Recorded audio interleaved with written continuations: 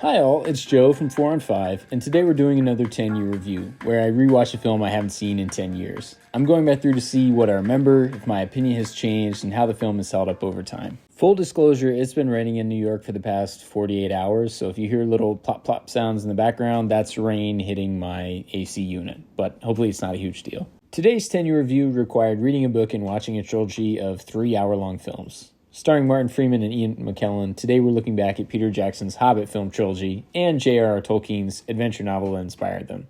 I honestly can't believe it's been 10 years since the first film came out in 2012. For me, the Hobbit films came out right at the tail end of high school when I was first discovering the Lord of the Rings and Tolkien lore in earnest for the first time. Sure, I'd been subjected to the films as a young kid in the early 2000s and been totally freaked out by Gollum, but I wasn't drawn to the franchise until I was much older. I didn't see any of the Hobbit films in theaters, but I distinctly remember the craze around Benedict Cumberbatch playing Smaug.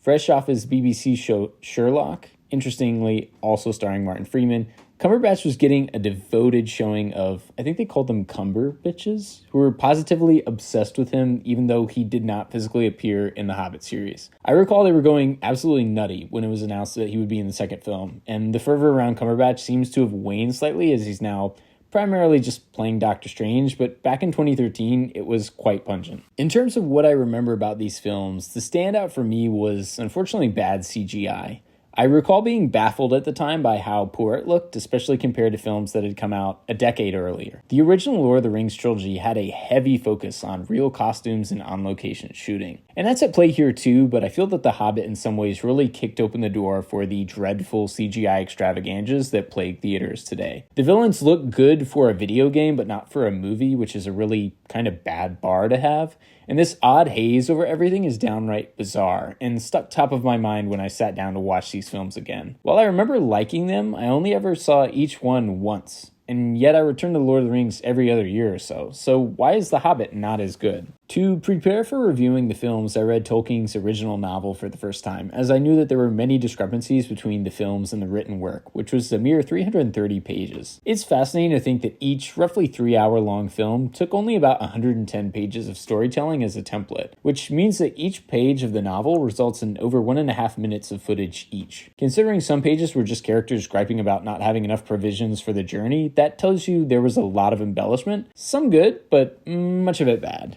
But first things first, for those who don't know, the Hobbit Trilogy tells of Bilbo Baggins being enlisted by the wizard Gandalf to travel with 13 dwarves to the Lonely Mountain to reclaim their homeland and gold from a dragon that has camped out there and essentially killed all their kin. Spoiler alert, they get their home back, but shortly thereafter there's a battle between 5 armies who lay claim to the area, the dwarves, the orcs, the wolves, the elves, and the men, and the warring factions duke it out for control of the mountain and its riches. And with that summary, we dive into the first film, An Unexpected Journey.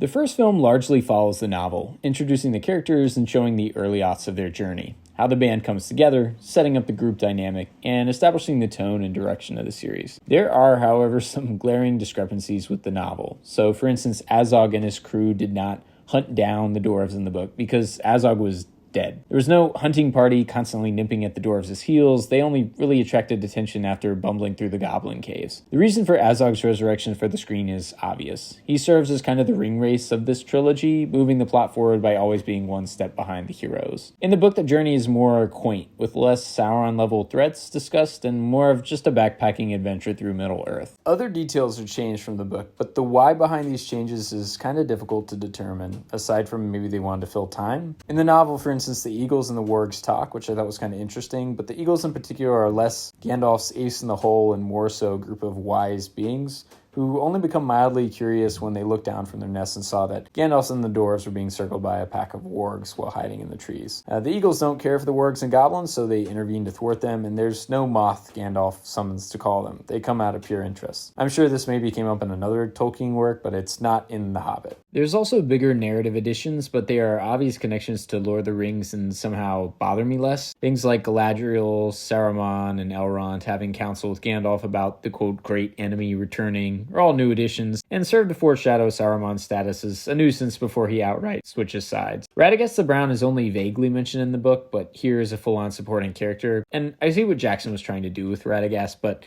it doesn't work for me, and I know it doesn't work for a lot of other people either. A kooky wizard is an intriguing concept, but given that Gandalf can already be a little strange, they played Radagast way too frivolously to provide any kind of adequate contrast. I wish they had been more nuanced with the costuming and delivery too. If this guy's to be a wizard, he should at least be a little bit less of a clown. But perhaps the largest injustice is the mediocre characterization of Bilbo Baggins, played by Martin Freeman. In the books, the dwarves think he is weak, and over time grow to respect him for his clever deeds and wise courses of action. In this film, he's made to be somewhat bland exterior character in his own story. I'm always seeing Martin Freeman, whereas to this day I always forget that Samwise Gamgee is the same guy from The Goonies, Rudy, and Stranger Things. Mark will get a That's a lot of blood. Probably gonna need a bit.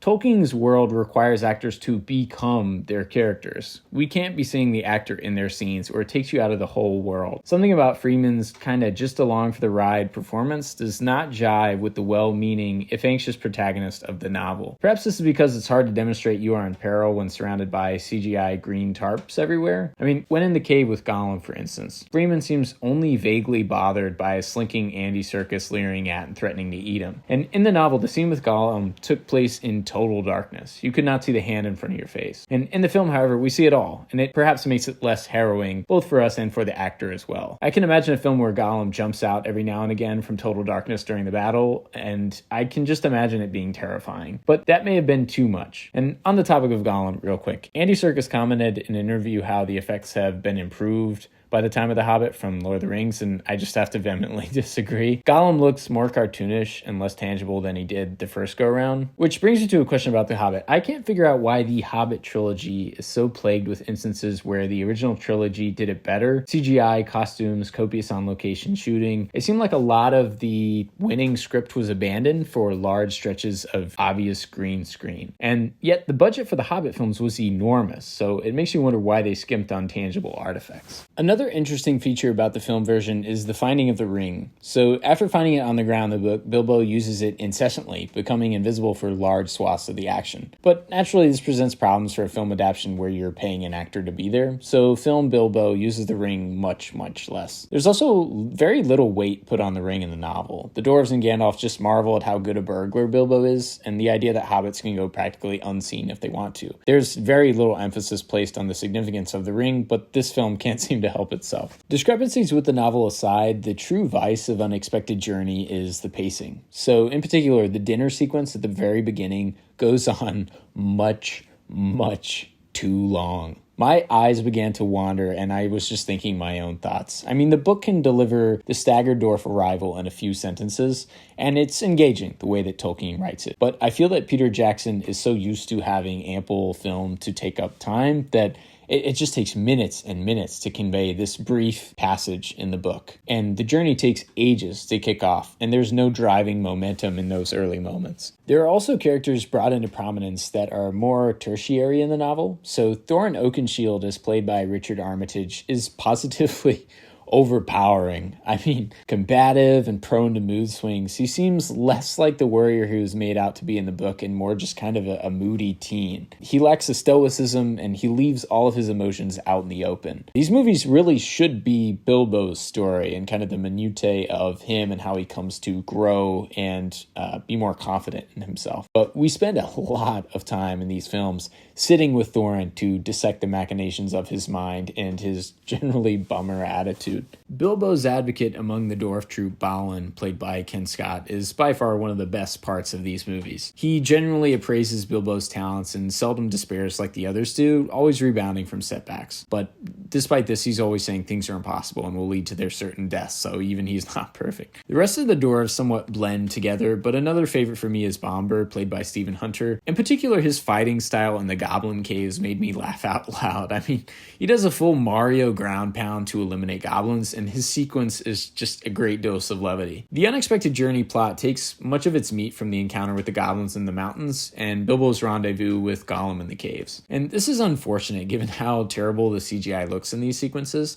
Gollum less so, but the head goblin in particular is a total eyesore. He's such a far cry from the goblins and orcs in Lord of the Rings when actors don prosthetics and costumes. The stakes in the whole Hobbit trilogy, I think, ultimately seem so low because the villains are so obviously not real. And yet this first entry in the series is by far my favorite, as things somewhat go downhill in The Desolation of Smaug. So, having been dumped by the Eagles on a cliff after their rescue at the end of film 1, Bilbo and his company venture to the house of Bjorn, a shape-shifting, massive man who can turn into a similarly massive bear. So, Bjorn looked familiar, and I realized he was played by Mikael Pesbrandt, who plays Jakob in the Netflix series Sex Education, so that's kind of neat. He loads them up with provisions, and they travel through a forest of Greenwood, which is now called Mirkwood because dark things dwell there. They fight off some spiders, get captured by elves, get freed by Bilbo, fight orcs in the Great River Barrel Ride, make it to Lake Town, set off for the Lonely Mountain, antagonize Smaug, and send him hurtling toward Lake Town in a fit to destroy it.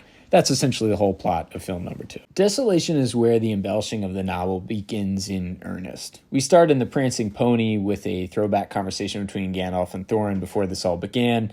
And I know we're supposed to say, hey, it's the Prancing Pony from Fellowship. Wow, look at all those drunks. They look exactly the same. So nostalgic and fun. But some thugs leer at the pair, and the harrowing nature of Thorin's journey is made clear here. But ultimately, the scene isn't needed. The Hobbit as a story was a rather straightforward little adventure novel, and the large overtones are obviously meant to drive the point home that this is Lord of the Rings Jr. Side note, when Peter Jackson opts for on-location photography, the results are wildly impressive, in particular a shot where the film's title is displayed. The sweeping mountain vistas of New Zealand will never not be impressive. But a good chunk of the film takes place in navigating the Mirkwood, which the dwarves and Bilbo make alone. In the book, it wasn't clear why Gandalf needed to abandon the troop, but the film's use of the Elrond-Galadriel meeting in Unexpected Journey sets up Gandalf needing to investigate enemy tombs quite well. His departure scene from the dwarves looks dreadful, though. The rain is so obviously a filter, and it looks exceedingly poor. It's interesting, given this film's length, how Jackson opts to streamline certain aspects for time, but not others. So while in the book the dwarves had to take turns with a boat to cross the river, here there's some clumsy vine swinging, so obviously meant to quicken that scene a little bit.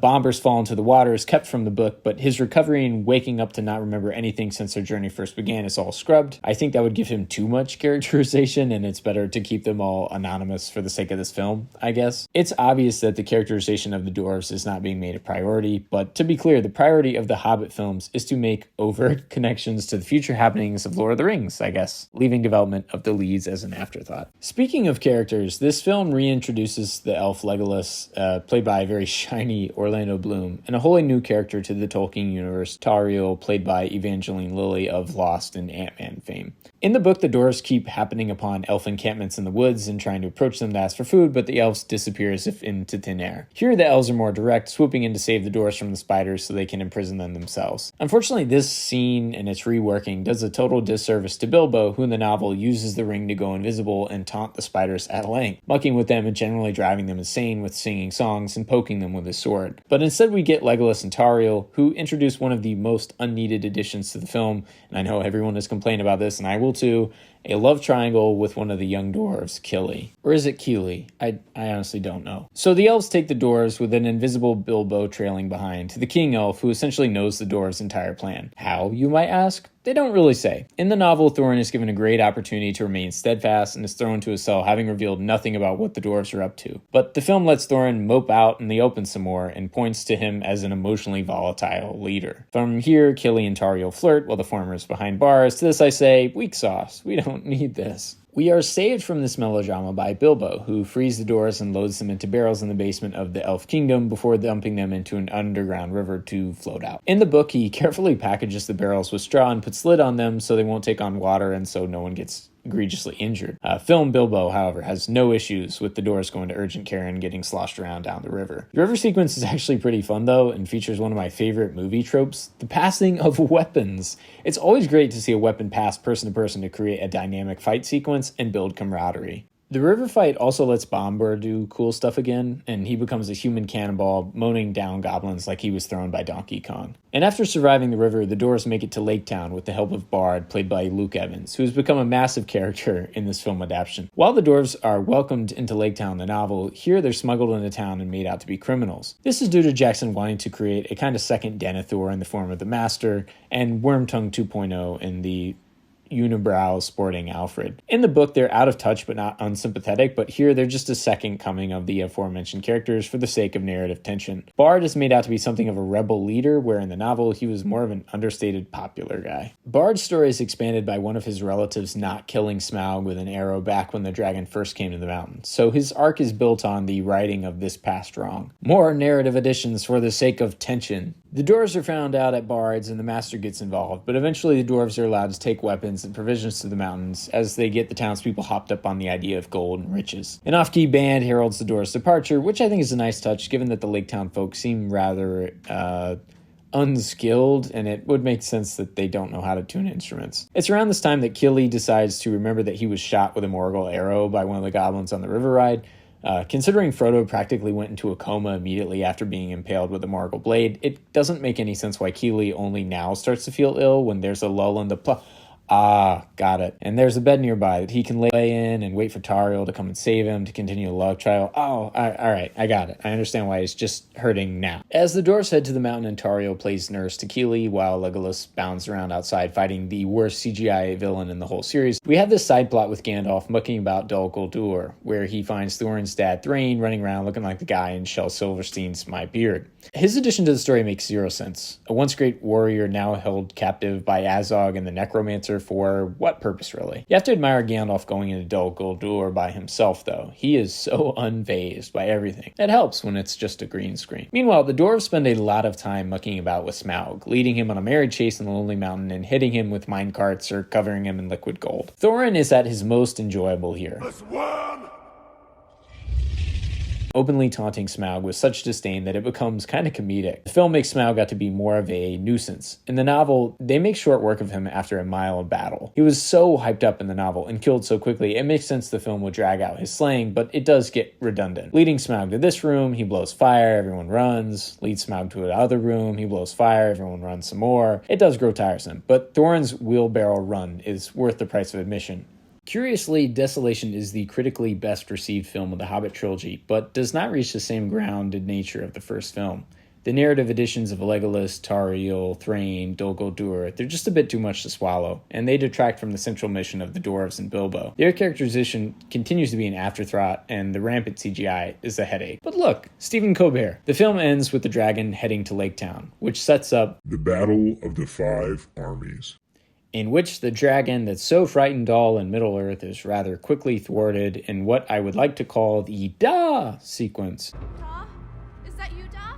Family here is used as a concept and something to fight for, and it's really blatant and on the nose with Bard's children. They have no characterization other than to be the filmmaker's rationale for, see, this is why he's fighting, why he cares, why he must be called Da another day. I find something amusing about the hand-wringing extras in Five Armies, being herded like sheep this way and that, and unless they have a speaking role, largely just going wherever Bard takes them. It's hard to picture these folks as having their own lives being tradespeople and craftsmen, when only one of them, Bard, seems to have the capacity to form an opinion. To be fair, Lord of the Rings had plenty of fleeing townsfolk, but they appeared more palatable and real.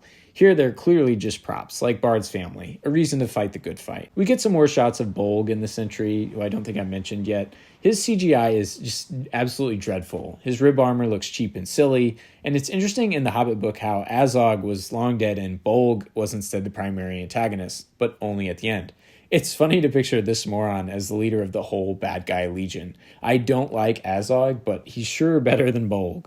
Cate Blanchett's Galadriel turns up to help Gandalf in a Zack Snyder-esque Nazgul fight that was added to fill time. It may feel redundant to say it looks bad again, but it looks bad. The CGI is a character in the film, given how readily it is dispatched. While Galadriel's beast mode worked in Lord of the Rings, it feels really odd here, like a glitch in the Matrix. In Lord of the Rings, she seemed untouchable and assured, and that was a breakout moment where you thought, oh wow, she is very powerful. But here, her beast mode just comes off as quite strange. Most of this Hobbit entry is just an ongoing battle, so that doesn't leave a lot to talk about. You've been making these movies. And it is in the title, after all, but it's insanely dull. When we get to Bard going to reason with Thorin to ask for some of the gold for the poor people of Lake Town, I paused the movie to go to sleep. And did not come back to this movie for weeks. I watched other films and shows in between this. I watched the entirety of Florida Man on Netflix, but I could just not get excited to return to the Battle of the Five Armies. I tried very hard. Finally, after 3 weeks, I realized I needed to finish the 5 armies if I had any hope of completing this review. So I reluctantly was dragged back to Erebor and Moody Thorin and expressionless Bilbo. And I watched this bard, aka Da, hurtle down a side street in Dale on a wagon at a troll. I saw Bilbo put his ring on, stumble about, and Alfred wear drag and kick people in the ankles and act a coward. And I briefly perked up at Bilbo's truly elite rock throwing skills. I mean, he must have been chalking those rocks at like 300 miles per hour, knocking out Azog's guys with one shot. Really watch Bilbo here. The man cannot miss. And then there's Dane on his pig, saying he's going to have the battlefield run with elven blood and calling the king a wuss. Just starting off! You got Legolas doing Legolas things, the King Elf brooding, moping around the battlefield, Gandalf and his stick, Azog and Thorin fight to the death of each, and watching Thorin die, I found myself glancing out the window and wondering if it was going to rain. I could not muster much feeling for Thorin. I probably would have only been moved if Balin had died. I mean, I like that guy. After some Lord of the Rings setups, Gandalf and Bilbo head back to the Shire in no time flat, and Bilbo finds his possessions being auctioned off. To me, this was the most distressing part of 5 armies by far. I was not moved by the weepy Lake Town folk, or moody Elf King, or demise of Thorin Oakenshield, but dash it all if someone's going to take all of Bilbo's mother's spoons. And we end with a little nice lead into Lord of the Rings and Bilbo's birthday. And then we come to the end of the Hobbit Trilogy. It's interesting to me that I rewatch Lord of the Rings almost yearly, but I've never ventured back to The Hobbit. I didn't remember them being abysmal, but I think the 5 armies is just such a drudge you can't fathom coming back to the series. There's only one real plot line going on in armies, a singular battle. That's kind of it. Peter Jackson excels when he has multiple plots to chase. With the Battle of Gondor, you also had Frodo in the Ring to take your attention away, and rallying the Ghost Army, and even Denethor and his tomatoes. But chasing one plot line leads to a lot of redundancy, and the Eagles coming in at the end of 5 armies to just decimate everyone feels incredibly random. The one person I wanted to see fight, Bjorn in bear form, hardly hits the ground before we cut away and never see him again. Overall, the Hobbit film trilogy lives and dies with bad CGI. Practical effects and costumes and sets can make an audience care more, make it feel real, especially with a fantasy film like this. And had The Hobbit really relied on those items, as The Lord of the Rings had, I think these movies would be far superior. I don't even mind CGI if it's good, but this stuff is just very modern Marvel and induces a huge headache. If you want to revisit the Hobbit trilogy, I would recommend watching the first entry and ending it there. Read the book, of course. That work is great. But leave the last 2 films and leave yourself wanting a little more of Bilbo and company. The remainder of their journey is really not all that interesting in film form anyway. If you like this review, please let me know what you thought in the comments so we can keep the conversation going, and let me know what type of movie you'd like me to see review next.